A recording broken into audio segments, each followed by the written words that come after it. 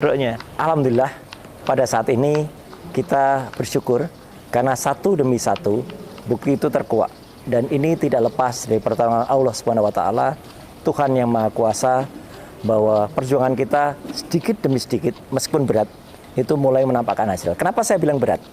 Karena beberapa waktu yang lalu teman-teman juga sudah tahu bahwa saya dilaporkan ke Barreskrim oleh sekelompok pasukan yang menamakan dirinya itu pasukan bau tanah, ya. Saya nyebutnya bau tanah, bukan bawah tanah, karena kalau bawah tanah nggak konsisten. Bawah tanah ya harusnya di dalam tanah terus, kalau ini keluar. Tapi kan sudah bau tanah nih, sudah hampir masuk ke tanah lagi gitu ya. Nah, kenapa saya bilang kita harus bersyukur?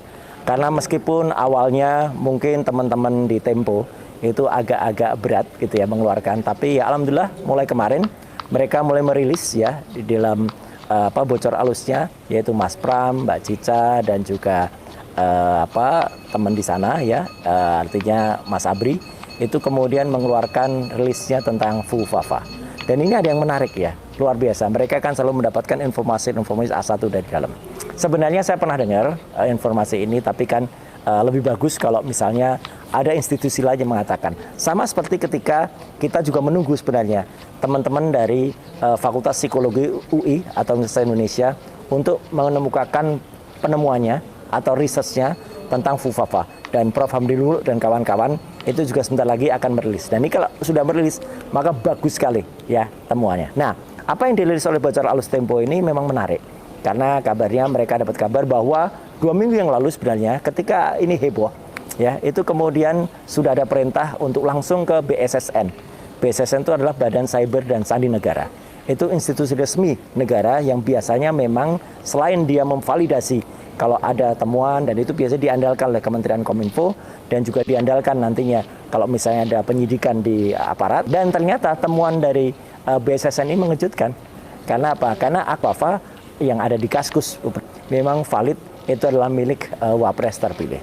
Sehingga membuat istana menjadi kemudian sedikit panik gitu ya gitu. Dan kemudian ditanyakan langsung kepada yang bersangkutan. Tapi lagi-lagi ya ini yang bersangkutan mengelak dan tidak mengakui kalau itu akunnya. Menariknya, kemudian kata Tempo, ya ini ya kata Bocor Alus, ditanyakan ke adiknya. Jadi istana menanyakan ke adiknya, ke Kaisang. Dan Kaisang memang ngaku jawab ya. Kaisang kan orangnya gitu, ceplas-ceplos ya, kadang-kadang kelepasan. Kayak dia dulu juga kelepasan katanya mau ada kudeta nanti gitu ya. Nah, ternyata Kaisang pun mengamini bahwa akun FUFAFA itu adalah milik kakaknya. Nah sudah, dengan demikian maka muncullah awalnya itu upaya untuk melakukan bumi hangus akun FUFAFA itu ya, bukti-buktinya. Karena kan ada sekitar 5.000 postingan. Tapi untung ya netizen ini dan kawan-kawan semuanya itu sempat melakukan penyelamatan ya terhadap akun. Jadi sudah di screenshot semuanya, sehingga ketika 2.100 akun itu kemudian dihapus ya, kita sudah punya gitu ya screenshotnya, dan kita sudah punya copy linknya. Jadi andai kata nantinya akan dilakukan penyidikan, silahkan lognya kita juga punya kok gitu untuk kemudian dibuka lagi. Jadi ini sebenarnya kalau dikatakan kemarin Prof. Jimli itu mengatakan sudahlah maafkan saja, dan bahkan statement Prof. Jimli yang terakhir bagus tuh. Beliau akhirnya kan juga mengatakan gitu, bisa jadi ya ini bukan bisa jadi Prof.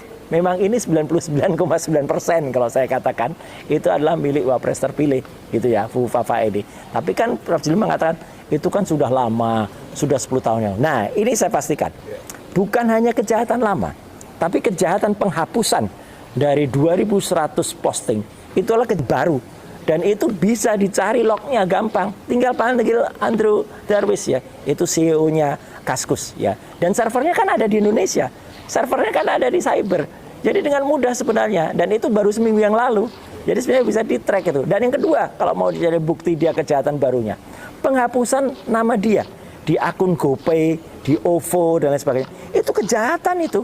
Ya orang daftar akun itu atau daftar payment kayak gitu, payment gateway kayak gitu kan harus dengan nama asli. Kalau dia tadinya nama dia, kemudian diganti dengan Selamat. Nah ini kan namanya pemalsuan dokumen ya.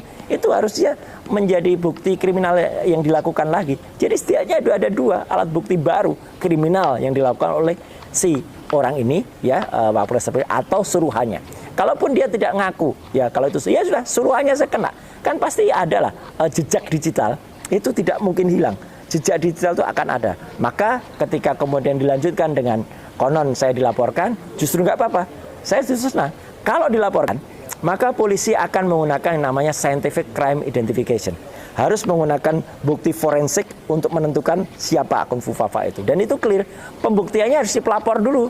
Pelapor dulu membuktikan kalau bukan saya, gitu ya. Mereka harus punya bukti dulu. Kemudian yang punya akun Fufafa itu dipanggil dulu.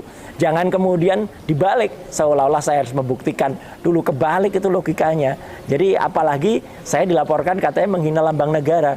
Duh, lambang negara, kalau lambang negara menurut Undang-Undang Dasar 1945 pasal 36A itu burung Garuda Pancasila, bukan wapres terpilih. Ini gimana nih logikanya itu, ngawur ini. Jadi ya udahlah, nggak apa-apa, tapi saya senang ya gitu.